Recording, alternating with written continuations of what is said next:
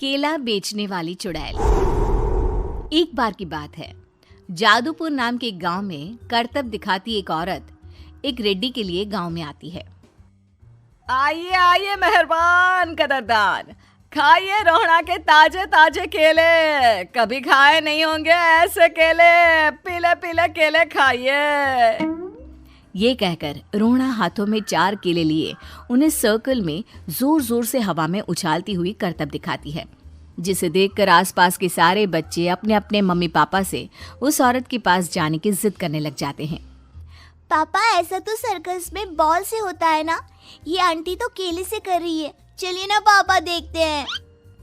रोहड़ा एक पतली सी तार पर चलती हुई केलों से करतब दिखाती है। आते जाते सभी लोग बाहर रुककर उसके करतब देखते हैं और वाह वाही करते नहीं थकते। जैसे ही एक आदमी पास आकर उसे पैसे देने लग जाता है, तब वो कहती है, अरे नहीं नहीं साहब, मैं करतब तो बच्चों के मन को बहलाने के लिए करती हूँ। धंधा तो मेरा केले का है। पीछे देखो मेरी रिड्डी, जो भी मेरे केले खाएगा मेरी तरह चुस्त दुरुस्त और तंदुरुस्त हो जाएगा। पता चलता है क्या कि मेरी उम्र 55 की है। अरे पर ऐसे ठंड के मौसम में कोई केला क्यों खाएगा? ये ऐसे वैसे केले नहीं है साहब, ये शरीर में गर्मी देते हैं, ठंड को दूर भगाए। जो भी रोहिणा के केले खाए। पापा, अगर मुझे केले नहीं मिले तो मैं घर नहीं जाऊंगी। तभी उसके पापा कहते हैं कि बेटा, केले ठंड में कभी गर्मी नहीं देते। ये सब कहने की बातें हैं, सामान बेचने का तरीका है इनका। पर पिंकी नहीं मानती। मैं केले खाऊंगी। पिंकी की जिद के आगे नत्थू हार जाता है और उसे केले खरीद कर दे देता है। पिंकी खुश होकर केले घर ले आकर खाती है। अब मैं भी करतब करूंगी, कितना मजा आएगा। जादुई केले।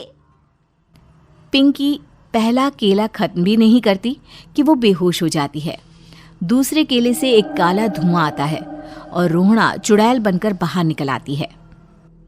मेरे भूतिया केले बच्चे न खाए, ऐसा हो ही नहीं सकता। जादूपुर वालों, कब तक बचोगे? आ गई हूं मैं रोहड़ा, जिसका कोई नहीं कर सकता सामना।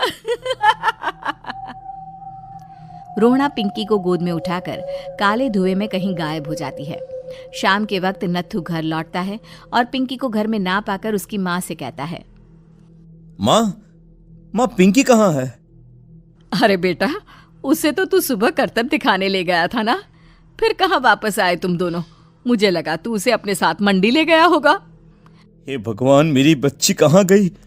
मैं उसे घर ही तो छोड़कर गया था माँ। नत्थू गांव के घर कोने में अपनी बेटी को ढूंढता है, पर उसे वो कहीं नहीं मिलती। परेशान होकर आखिर रो रो कर नत्थू हिम्मत हार कर घर लौट आता है। अगली सुबह रोहड़ा फिर से करतब दिखाने आती है और इस बार पिंकी की तरह रोनी केले खरीद लेता है। 50 रुपए दिए थे पापा ने, सारे पैसों की मैंने केले खरीद लिए हैं। अब मैं भी आंटी की तरह ही करतबबाज बन जाऊंगा। यही सोचते हुए रोनी केले खाता है और पहला अकेला केला आधा खत्म भी नहीं करता कि चुड़ैल उसके सामने आ जाती है। मेरे साथ चलने का समय आ गया है रोनी।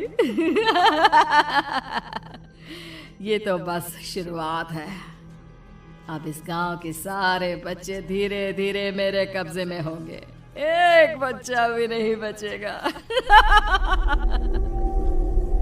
ये कहकर रोना रोनी को गोद में लेकर काले धुएं में अदृश्य हो जाती है।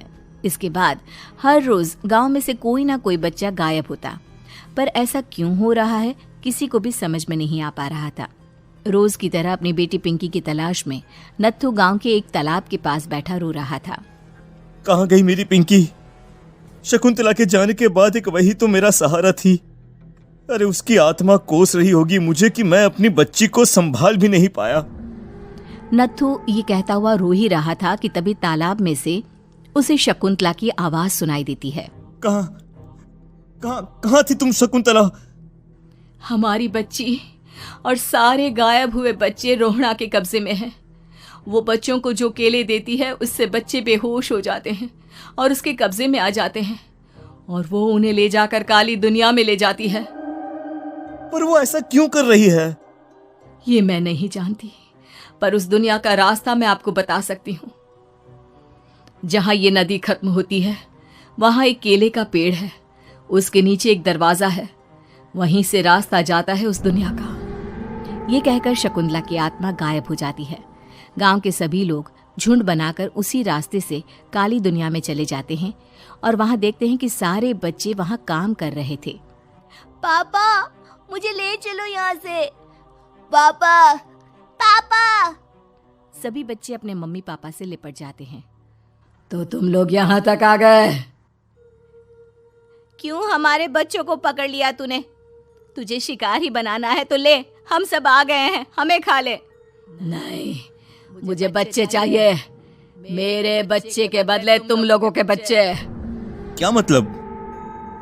मैं इसी गांव में रहने वाली एक औरत थी। केले की चोरी के इल्जाम में मेरे बेटे को गांव वालों ने इतना मारा कि वो मर गया।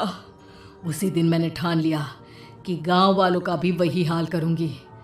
कुछ दिन बाद बेटे के चले जाने के दुख में मैं भी मर गई और मेरी भटकती आत्मा एक चुड़ैल बन गई।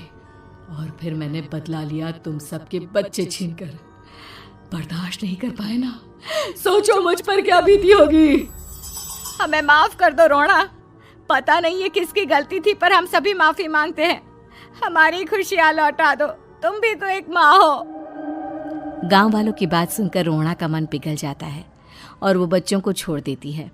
उसके बाद काली दुनिया बच्चों के लिए जादुई दुनिया बन जाती है। अब कोई भी कभी भी वहां आ जा सकता था।